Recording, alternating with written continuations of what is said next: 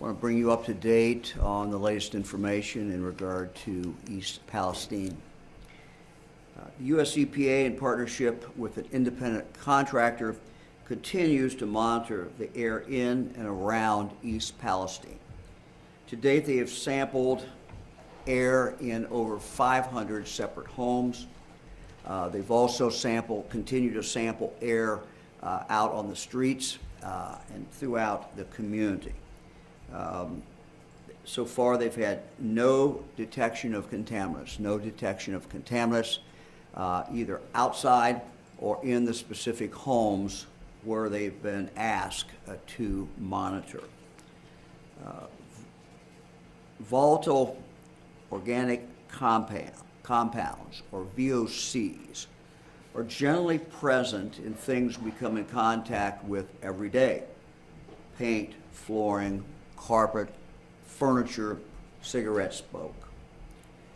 Although the testing in approximately 75 homes did show elevated levels of VOCs, further testing in those 75 homes found that contaminants of concern from the derailment were not present in those homes. So nothing from the train derailment was found in the homes. Nothing was found out on the street. The monitoring will continue, however. Today, more than 24 additional homes are scheduled for air testing. The teams are still taking appointments for those people in East Palestine who want to schedule a screening of their home.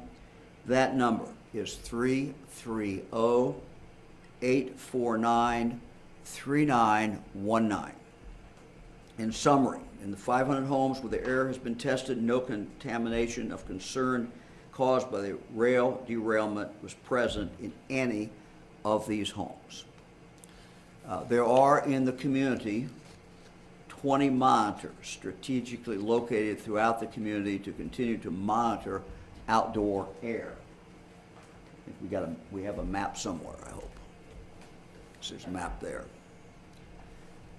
This is a map from the U.S. EPA that shows all the places where they've taken outdoor air samples over the past 2 weeks.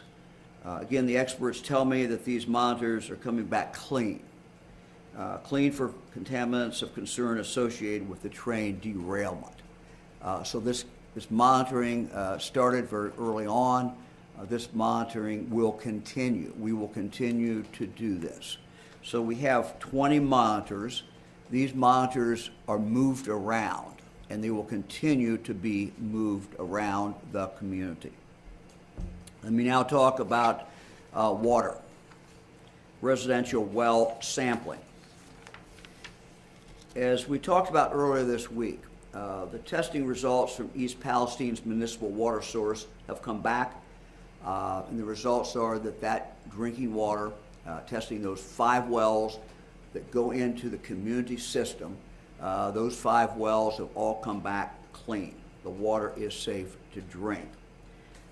We never thought that the municipal water was contaminated, but out of an abundance of caution, our Ohio EPA took samples which were analyzed, and they in fact came back and were shown to be safe. You do not need to drink bottled water if you are on municipal water. If you get your water from a private well, you are encouraged to use bottled water until your water is confirmed to be safe. That, again, is just out of abundance of caution.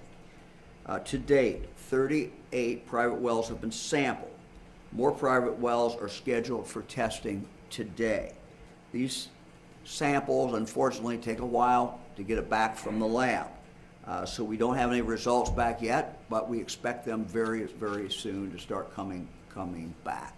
Again, to schedule testing for your private well, call 330-849-3919. Let me talk now about the Ohio River. When we met earlier this week, the Ohio EPA discussed the chemical plume in the Ohio River. I'm happy to report this morning that sampling has shown that the plume is now completely dissipated. It was never thought to be a threat, but they could get slight detections. And I want to mention that something I've learned during this is the Ohio River is monitored normally very extensively. And so they were able to pick up, before they were able to pick up where that plume was. It was never thought to be very high, never thought to be very dangerous, but they could detect it as it moved down river.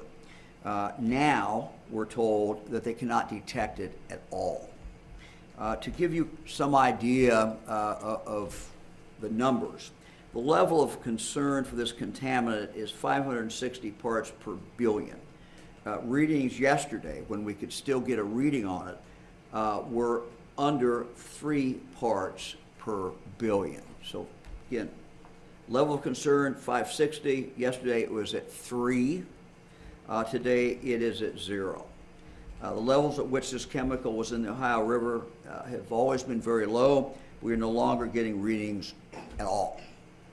I'm told that some water systems along the Ohio River will close their water intake lines for the time being out of an abundance of caution. We understand that. That's perfectly fine, but we do believe that there's no reason to be concerned about water now from the Ohio River, and there's never really been a reason to concern, and we no longer can get any reading at all of this contaminant.